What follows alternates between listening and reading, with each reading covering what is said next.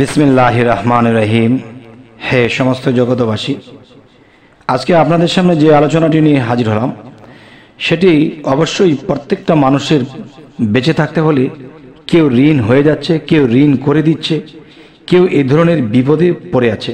আমি এরকম ব্যক্তিদের জন্য আজকে যে আলোচনাটি নিয়ে আসলাম এবং যেই ফর্মুলা নিয়ে আসলাম, যেই নকশাগুলো নিয়ে আসলাম, অবশ্যই ঋণ পরিশোধের জন্য এবং অভাব মুক্ত হওয়ার জন্য যেই বিষয়গুলো দরকার একটা মানুষের, সেই বিষয়গুলো নিয়ে আজকে আপনাদের কাছে এসে পড়লাম।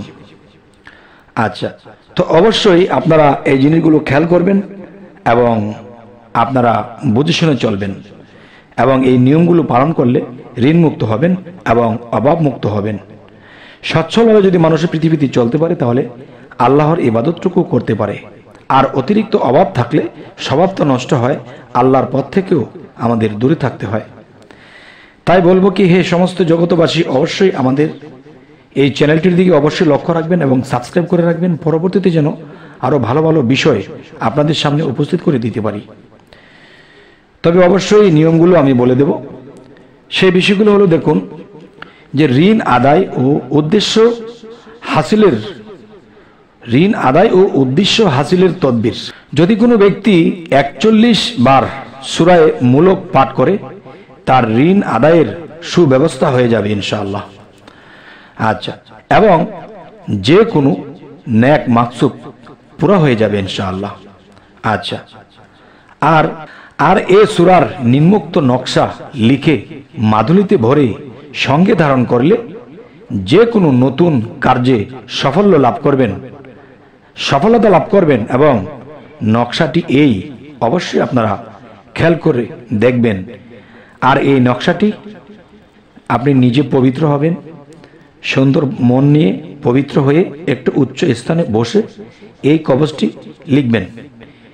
আচ্ছা, লিখে তখন এই কবচটি অবশ্যই আপনার গলায়, আর না হয়তো পুরুষ হলে ডান হাতে, আর মেয়ে মানুষ হলে বাম হাতে, আর না হয়তো গলায়।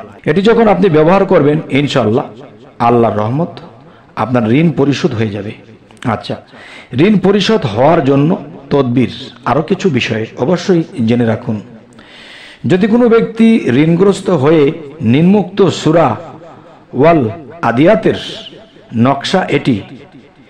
নকশা এটি করে সকালবেলা লিখে 7 দিন পর্যন্ত আটার ভিতরে ভরে গুলি বানায়ে নদীতে নিক্ষেপ করবে।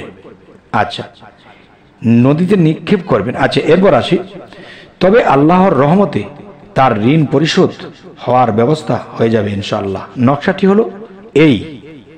আচ্ছা, এবার আসি যে অভাব দূর ও রুজি রোজগার বৃদ্ধি হইবার তদবির।